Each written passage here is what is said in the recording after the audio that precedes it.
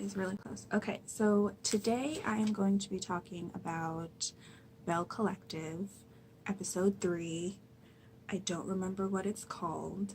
Um, I had missed the first 10 minutes, so I just caught up on the first 10 minutes because I was actually going to do a recap and be like, Tambra and Antoinette are not in this episode. Turns out that they are. I just missed it in the first 10 minutes. Um, so Tambra, in this episode, she went to go visit her parents, and her parents are so cute. She said that they had been married for 51 years, which is a very long time. You definitely don't hear a lot of people being married for 51 years these days. So that was really beautiful. And then she also revealed that she was actually in a relationship with someone for 16 years, and that her parents and him are still friendly because, when you're with someone for 16 years, you practically adopt the person at that point. So her parents, or her mom, was kind of like, how is your ex doing? And, you know, you know how parents are. But she once again mentioned that she actually froze her eggs, which I think is very, you don't really hear about that too often. I've heard it like a couple of times on reality shows, but not as often as I would think. I mean, it's a great idea. She's very focused on her career right now. She wants to go national.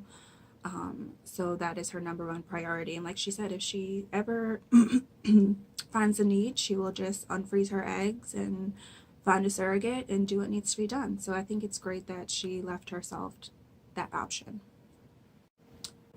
So Antoinette was in this episode for like literally 2 minutes, I think. But she was showing more of her dental practice, and they're kind of getting the groundbreaking going. Um, what I thought was funny was when Latrice came in, she was like, hi guys. Her contractor Ty was like, hey, what's up? Like, he was the first one to say something. I just found that kind of funny. I don't know why. But $500,000 for a dental practice, that is a lot. Um, but, she's determined to do it. She's already gotten the ball rolling. And it's definitely very exciting.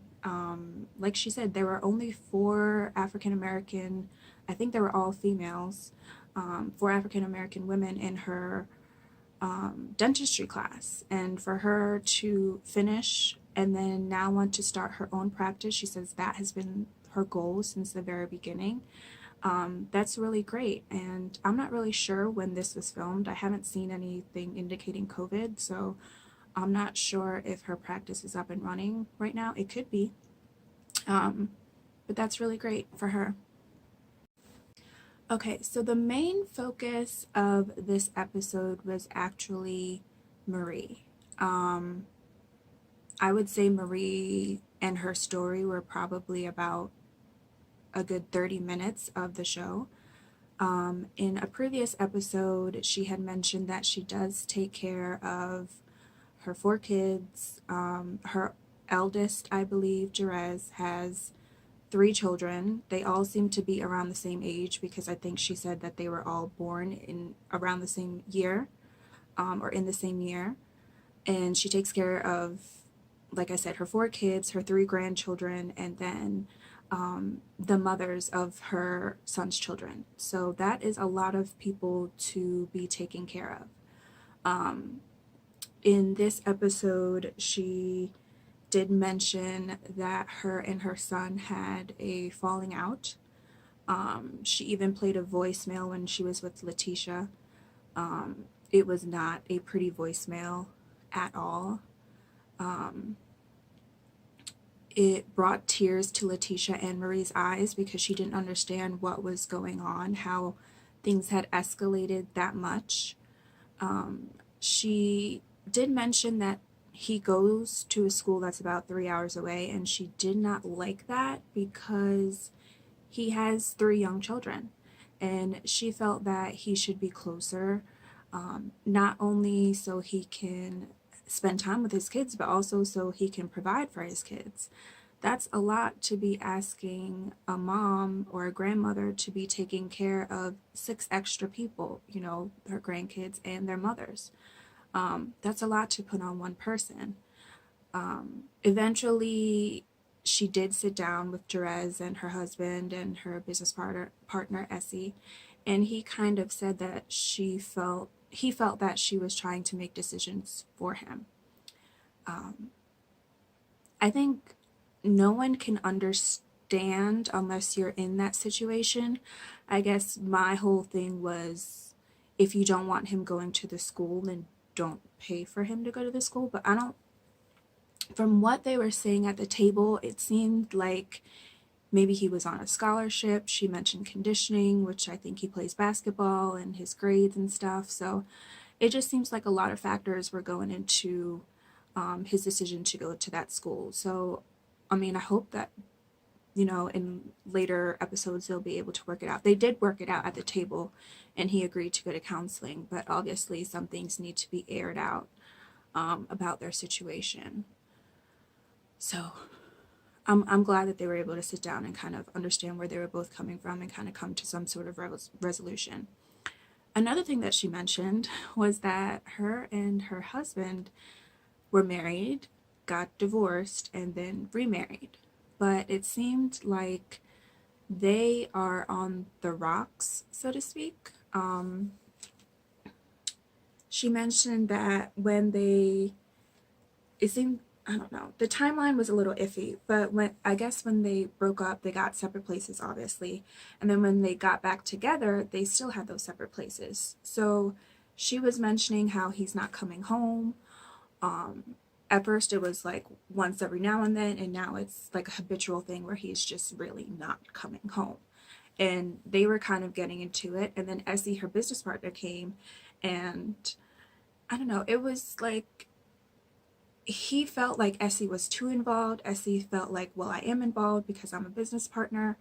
And Marie mentioned that she felt like he was jealous because he had wanted to go into business with her, and she was like, no, that's not happening.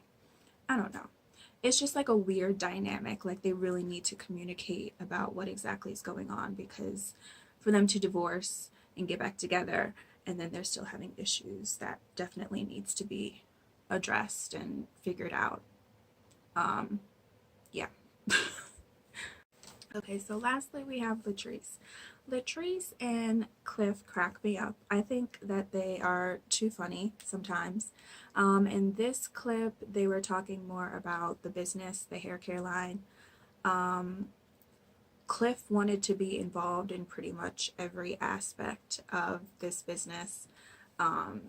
He wanted to help with the logos and the products and whatever. And Latrice and her, I think she's her PR manager, her name isn't coming to my recollection, but they were having a lunch, and Cliff called and he found out, and he came over. He's like, why wasn't I involved? I'm the VP. He sounds like a self-proclaimed VP, honestly. I don't think that was part of the agreement when he invested, but it just seemed like when they got together, Latrice didn't clarify, like, you are a silent investor. You have no input. I just needed your money and you will get your money back. And I think he finally caught on, like, this is not anything that I am to be involved in. I am just here to provide my money. And luckily they were able to work that out, and he finally understood where he stood in the company. But she's really shaking and moving with her hair care line. She said she wants it in like every beauty supply store. She's already doing with, excuse me, she's already doing well with her goddess hair lengths, and this is like the next step. So good for her. And then the next part with Latrice that was funny was her and Cliff were hanging out at the pool, and she is like encouraging him to take his shirt off and cheering him on and talking about his belly, talking about, I love that belly. Y'all, I was on the floor laughing. And then at one point she was like, I have daddy issues, so I went and got me a daddy.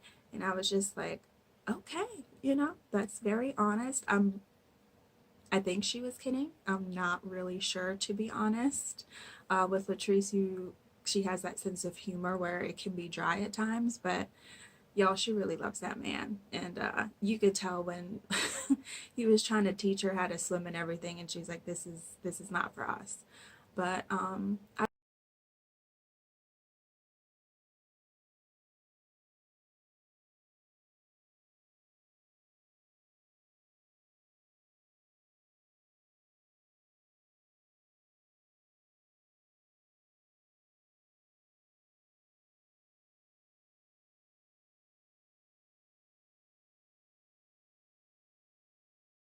I really enjoyed this episode.